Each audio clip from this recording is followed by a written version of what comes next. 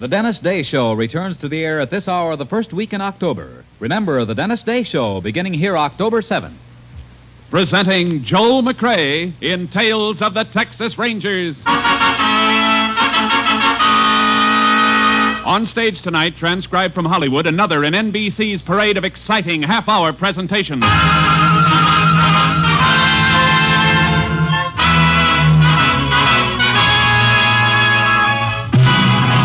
Tales of the Texas Rangers, starring Joel McCrea as Ranger Pearson.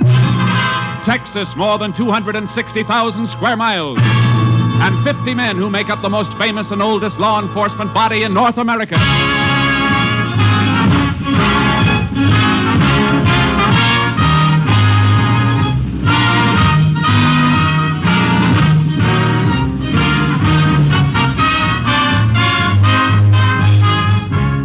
Now, from the files of the Texas Rangers come these stories based on fact. Only names, dates, and places are fictitious for obvious reasons. The events themselves are a matter of record.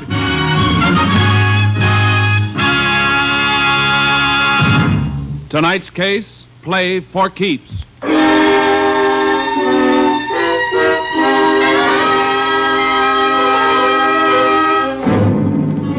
At 5 minutes past midnight on December 12th, several years ago, Sheriff Bob Smithers of Bradshaw County, Texas, staged a raid on a gambling establishment located on a country road.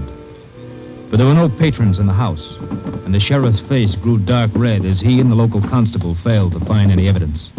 There's nothing in the upstairs room either, Sheriff. You're sure of that, huh, Jim? Not even a deck of cards. See, Sheriff, like I told you, I quit the racket. Yet this is the fourth time this year you rousted me out of bed. I know you're operating, Walton, and I'm going to get you for it. You're not going to milk the citizens of this county, not while I'm sheriff. Look, Sheriff, this happens to be my house. Warrant or no warrant, you finished your business here. How about getting out? I guess we might as well go, Sheriff. No, Jim. We're going to stay a minute. I want to talk to Walton, and you. About what? I was sure of this raid tonight, Jim. Dead sure. Just like I've been sure the last 3 times, because only you and me ever knew about them. I didn't tell nobody but you, Jim. You, the constable. Sounds like he's accusing you of tipping me off, Dunn. I know he tipped you, Walton. You better watch what you're saying, Bob. All that talk about law and order and wanting to uphold them. Let me see your wallet, Jim. Take it out and let me see it. Now, wait a minute, Sheriff. You shut up. Come on, Jim. I want to see if you're carrying the kind of money an honest man gets for being a peace officer. What I carry on me is my own business. Why, you cheap two-bit snake. Nothing cheap about a few hundred once in a while. Be smart, Sheriff. Get a few for yourself. Why don't you listen to him, Sheriff? He's talking sense. Come on, both of you. I'm taking you in. You can't make anything stick. Maybe not. But I'm going to make this county too hot for both of you. I'm going to run you out of it. Keep your hands off me, Sheriff. You're under arrest. Grab him, Walton. I got it. Now, just hold him, fool, while I get his gun. I got it. There. Now. Dunn, you killed him. No, you killed him. You grabbed his gun and killed him. He was after you, Walton. I got a gun of my own, and I'm the constable. You set me up for a frame? Not necessarily, Walton. It's up to you. His body could be moved out of here. What's your play? What do you want? No more chicken mash. 50% of your take, and you can go right on operating. With him dead, you crazy fool? You're forgetting something, Walton. I'm top dog now, and investigating this murder will be my job until a new sheriff is appointed. But I don't think I'm going to be able to solve it.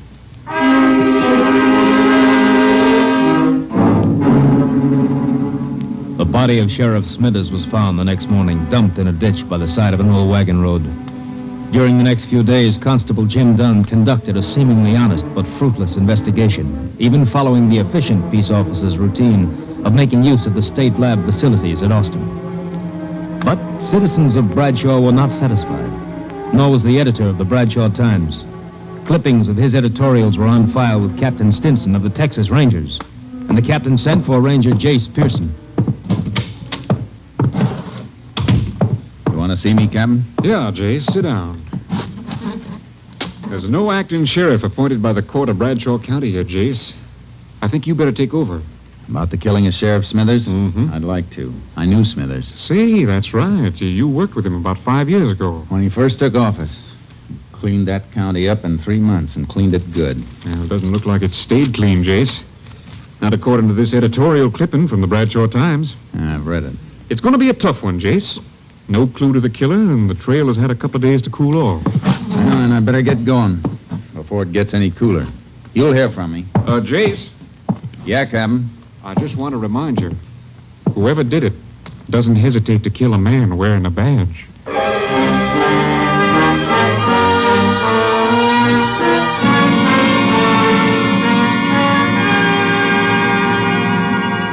I reached Bradshaw in the early morning. The town was waking up, and the Bradshaw Times was turning out its bi-weekly edition. I went in to see the editor, Frank Carlin. So you read my editorials, huh? Well, I'm glad to know somebody's reading. You got readers, all right. People been clipping them out and mailing them into our headquarters. Yeah, I guess there's always a handful of people to hold out. Wonder what the world would do without them. Everybody was so burned the day of the killing. Then in 48 hours, they want to forget it. Yeah, it's always that way. How about the constable, Jim Dunn? Oh, he's all right, I guess. But he's only been constable for a year. He just doesn't have the experience. It'll take the court a couple more days to decide on a new sheriff. I better knock out a story on your Rangers coming in. Might wake the people up again. I'd rather you didn't, Mr. Carlin. I'll be around, and they'll know soon enough. Oh, see what you mean. Want me to lay off the editorials for a while? If you don't mind. You know, the sheriff and I are on different sides of the fence politically, but he was an honest man, and I liked him. I got a headline back there, all set and gathering dust. It says, Sheriff's Killer Caught. Ranger, give me a chance to use it.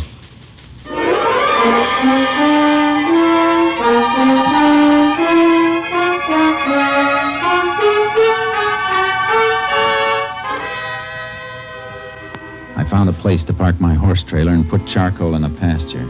Then I headed for the constable's office and met Constable Jim Dunn. Here are all the reports in my investigations, Ranger. If you think I haven't done a good job, maybe those will change your mind. I even checked ballistics with the Austin lab. My being here isn't a criticism of you, Mr. Dunn. I'm here because I was sent until a new sheriff is appointed and to give you help. I've done everything possible. I've questioned almost 100 people. I've checked alibis on more than a dozen possible suspects. It's all there. Yeah. Everything's here. Everything except the murderer. And that's the only thing I'm interested in seeing, Mr. Dunn. A little cooperation between us might clean it up. I'm sorry I blew, Ranger. It's been getting under my skin. This murder could have been committed by anybody. Some bum from a hobo jungle, some drunk, anybody. We can't arrest anybody. We've got to arrest somebody. Somebody definite. Now, exactly where was the body found? Old Wagon Road bypasses town about 2 miles north. Is it fit for a car? Yeah, but you got to go roundabout to get to it, almost 11 miles. You won't find nothing there, though. I'd like to take a look anyhow. Can't we cut cross-country on horses? Yeah, shorter if you want it. I want to. My horse is in a pasture. I'll meet you at the edge of town in 5 minutes.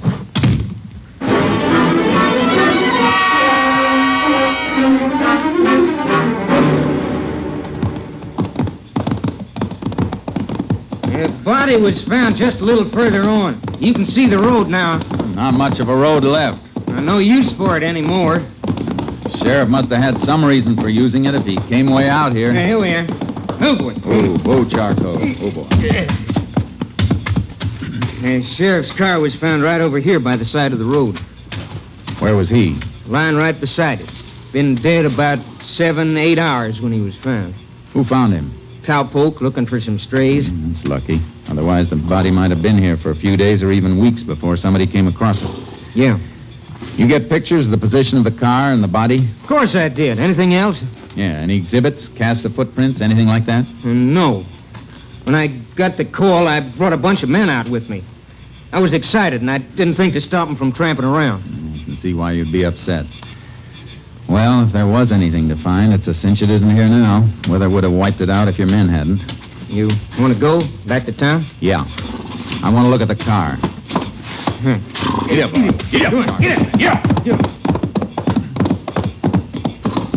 How about the exhibits from the sheriff's body? I sent the bullets and the gun in. Your lab checked it. Verified it was the sheriff's own gun. I'm talking about the clothes he was wearing. You got those, haven't you? Sure I got them. I got all the evidence there was. You should have sent it all in.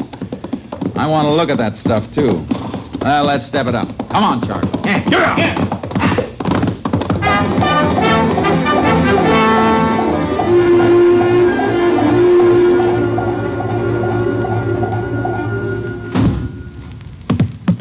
There's everything, all tagged. Everything the sheriff was wearing when he was killed. I see. Is this the shirt he was wearing? You see the blood and bullet holes, don't you? Yeah. How come your lab didn't find any prints on the gun when I sent it in? It didn't even have the sheriff's own prints. It was wiped clean. Well, this is kind of odd. What? Well, the sheriff was shot twice, and they dug one slug out of him. The other one passed clean through. Yeah, according to the coroner's report, one slug hit his collarbone. That stopped it. Yeah, that's what I mean. The course of the bullets. Both shots fired into the left side, just above the kidney. But the one that came through came out the right side of his shirt collar here, right through his neck. What about it? It's a funny course for a bullet to take, unless the man who fired the gun was lying down and fired up at the sheriff. Yeah, that's what I figured, too. They must have had a fight for the gun. He got it, but the sheriff knocked him down and... No, that isn't the way it happened. How do you know? Because the sheriff wouldn't half turn his back on a man who'd just taken his gun. Besides, these powder burns show the gun was being held right against the shirt when it was fired. What do you think happened then? Well, the sheriff must have been in some position where he was bent over forward, which he wouldn't be unless somebody was holding him in that position. Here, stand in front of me for a minute. Now, you're back toward me. What are you going to do? Slip one hand under your arms and then up behind your head in a half Nelson and twist your other arm behind you in an arm lock. Then bend you over forward like this. The sheriff was held like I'm holding you now. The bullets were pumped into him. See what I mean? That's just a guess. It's a guess I'm going to back up. And if the sheriff was held in a half Nelson and an arm lock, it tells us something else. That there were two men in on the murder. Unless the killer had three hands and used the third one to fire the gun. That's pretty smart figuring, Ranger. Only because it's the kind of figuring I've been doing for a long time. These the photos that were taken at the scene? Yeah, the sheriff's body in the car. The body moved any before these were taken? Nope. Car was right there, with the sheriff flat on his face beside it. And less than 2 feet away from it. His right side toward the car. Yeah. The bullet that passed through the sheriff came out on his right side. That means it should have hit the car. But there's no mark. I don't see that helps us any.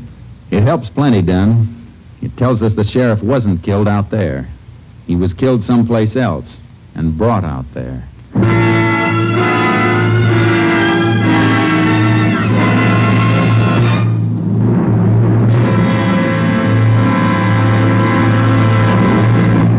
You are listening to Tales of the Texas Rangers, starring Joel McCrea as Ranger Jayce Pearson. Now we continue with tonight's case, Play for Keeps, an authentic story from the files of the Texas Rangers.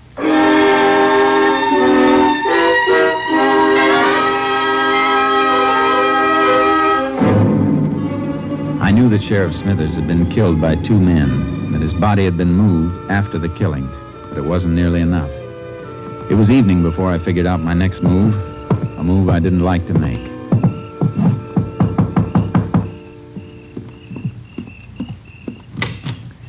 Evening, ma'am. Remember me? Why, it's Jayce Pearson, isn't it? Yes, ma'am. Been a long time, Mrs. Smithers. Oh, come in, Jayce. Come in. I suppose you know about Bob. Yes, ma'am.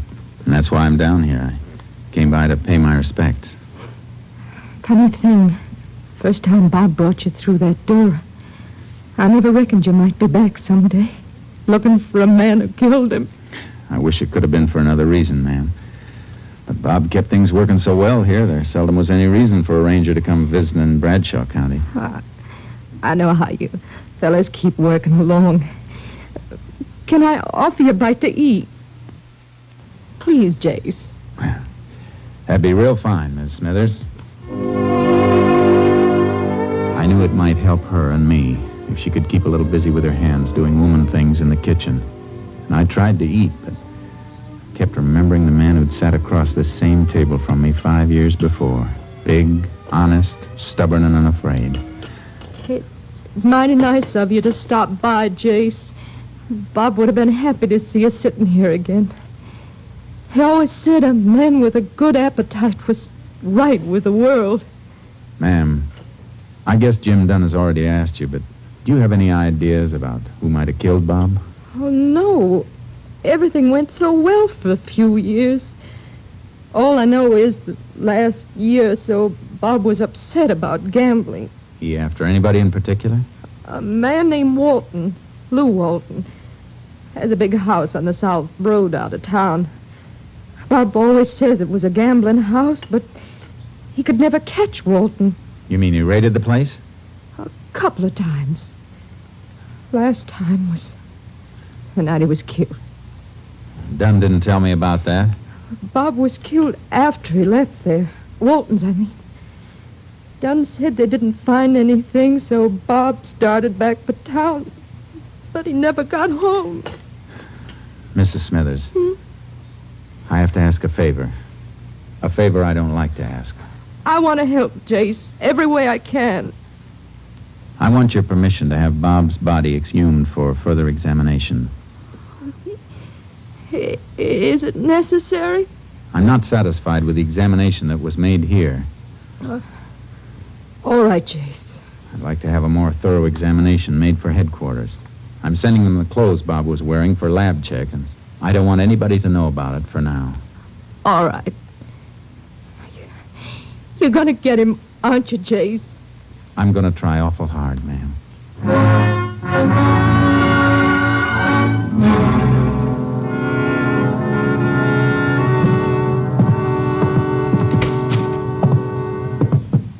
Well, howdy, Ranger. Been waiting for you. Thought maybe you might have turned in for the night. I'm going to in a few minutes. I just came back to pick up the clothing exhibits. Well, I locked them away again. I'll dig them out.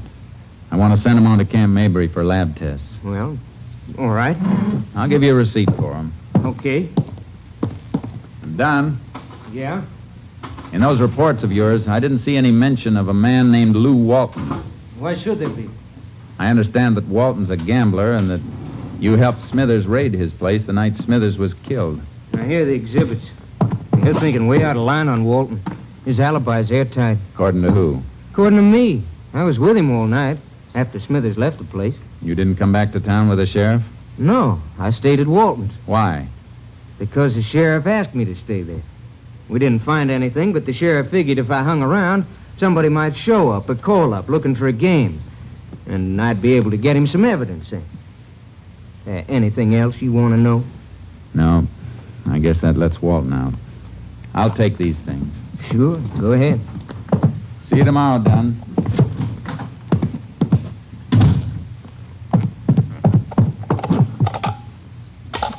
Number, please. Oak Hill, 243. Moment, please.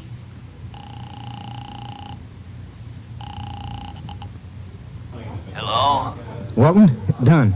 Now get those people out and shut down. Why? What's wrong? That Ranger's too smart. I tried to make things look good for myself, and, well, I guess I made him look too good. Well, how much does he know? All he's gonna know. You just close down and stand pat until he wears himself out.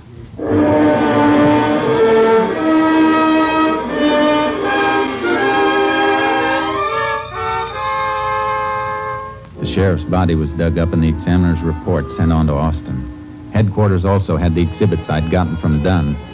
By late afternoon of the next day, Captain Stinson telephoned me long distance. Got a complete report from the lab, Jayce. Go ahead, Captain. You were right about the position of the body when the shots were fired. Autopsy report shows the organs were pierced in a manner that'd be possible only if the sheriff were bent over forward. Good. Anything else? Yeah, that shirt you sent up. Lab thinks Smithers was killed indoors. Why? Some lint stuck to the blood and held when it dried. Analysis indicates it comes from a fabric used in expensive carpeting. Violet color. Thanks, Captain. That may be enough to wind this up.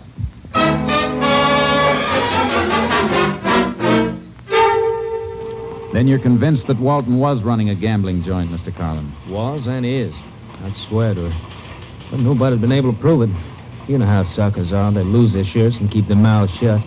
Think they're in on a smart thing, and they help the racketeers to cover up. Then Walton must have been tipped off that he was being raided. Part of the racket. They pay off and get tipped off. You ever been in Walton's house? No. You know anybody who has been there? Well, it's no secret the newspaper men gamble more's good for him. My linotype man plays horses, I know. Pete. I'll be there in a minute. Howdy, Ranger. Howdy. Pete, you ever been in Lou Walton's place? Oh, come on, now don't stall. Tell her, Ranger. It's important. Well, yeah, I've been there once or twice. I only want to know one thing. You notice any carpeting in the house? Carpeting? Oh, sure. The house is like a palace. Wall-to-wall carpet all over the place. What color? Well, it's a kind of a purple, I'd say. How about saying violet? Yeah, I guess that's what it's called. You got something, Ranger? Yeah. I'm going to wake up the nearest judge and get a search warrant for Walton. You better brush the dust off that headline you told me about. I think you're going to get a chance to use it.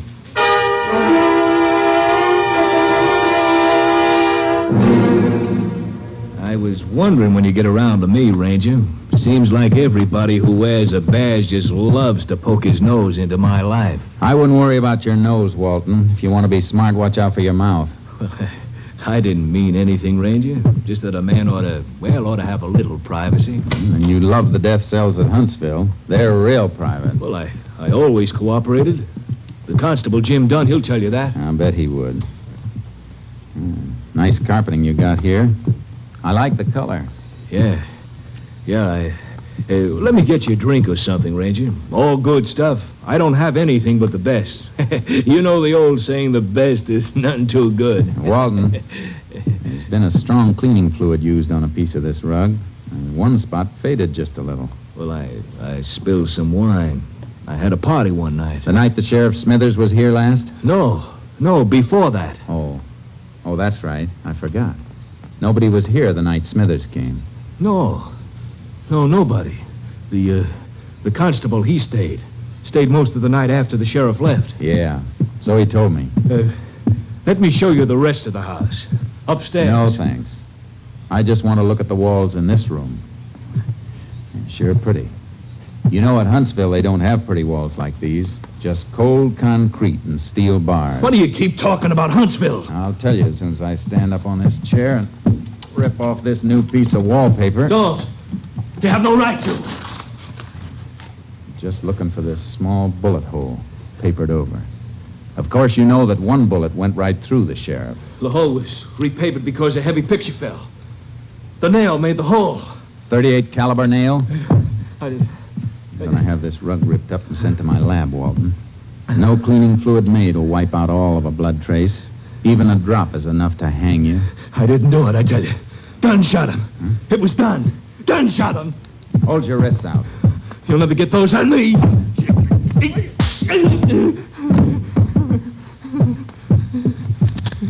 bet wrong this time, gambler. Now get up.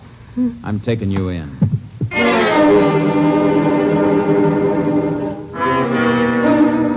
I took him through town to the county jail. Then I walked over to the constable's office, but Dunn wasn't there.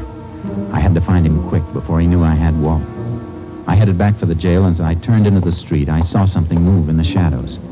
There was another car, not far from mine, the constable's car, and Dunn was getting into it. Dunn, wait a minute! Move! Get out of the way, people! Get back, please!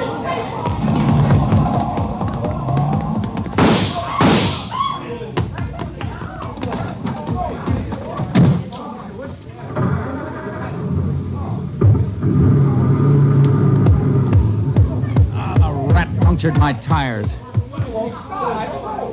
Unit 10 to KTXA. Unit 10 to KTXA. KTXA to Unit 10. Go ahead, Unit 10. Unit 10 convinced Constable Jim Dunn is subject sought in killing of Sheriff Smithers, Bradshaw County. Attempting getaway headed north on State Highway 19 from Bradshaw. Alert Highway Patrol and all units for complete roadblock of area. Order no further radio communication. Subject in Constable's marked car equipped with shortwave receiver. Will do, Unit 10. Unit 10's car out of commission. Will attempt to commandeer another car for pursuit. Unit 10, 10-4. KTXA, Austin.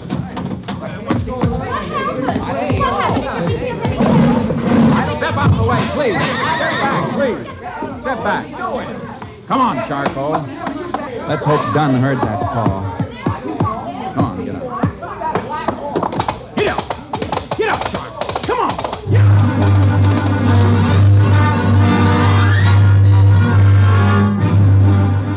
I had to gamble. The last part of my call had been a plant I wanted Dunn to hear. He'd know he couldn't get more than 15 or 20 miles before he was blocked unless he took some back road. And I'd seen him take a north turn out of town toward the wagon road he'd dumped the sheriff's body on. It was 11 miles for him by car, 2 miles cross-country for me. I raked Charcoal all the way, reached the road, and rope-dragged a couple of dead logs across it. We finished just in time. I heard the whine of a car coming over the rise in the rough road as the first glimmer of the headlights stabbed the darkness. I tied Charcoal back in the trees and dropped in the brush to wait. This is the end of the road, Don. Don't try backing up. Now you haven't got any tires. I'm giving you a chance to surrender, Don. You get your chances, Ranger. You missed, Don. Now I'm coming around the car to get you. You want to shoot it out? Let's go. No. Wait a minute. No, Ranger. You don't shoot. Don't shoot. I'll drop my gun. See? I ain't armed. Come here. I ain't armed. Neither was Smithers when you lifted his gun and killed him with it. Good thing for Texas all constables aren't like you. Come on. Walton's waiting for you at the jail. Looks like you'll be partners again at Huntsville.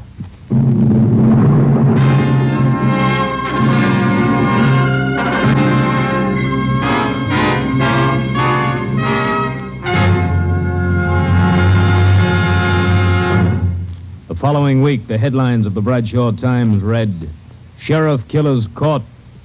Though Jim Dunn protested his innocence, Lou Walton's confession and evidence submitted by the Rangers convinced the court of Dunn's guilt. Both were sentenced to life imprisonment at Huntsville.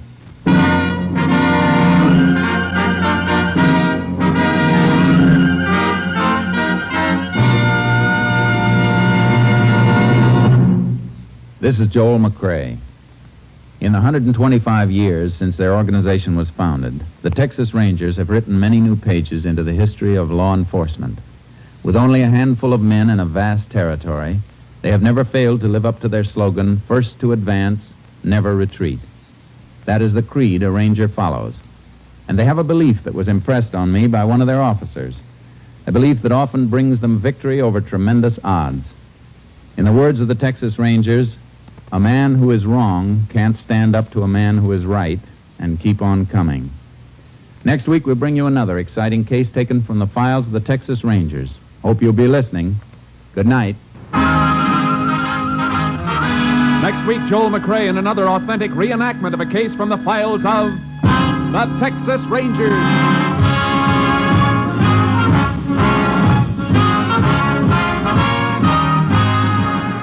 Joel McCrea is currently seen starring in the MGM production Stars in My Crown.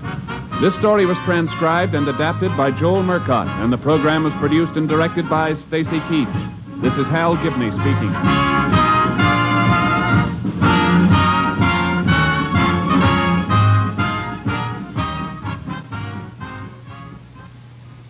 Three chimes mean good times on NBC.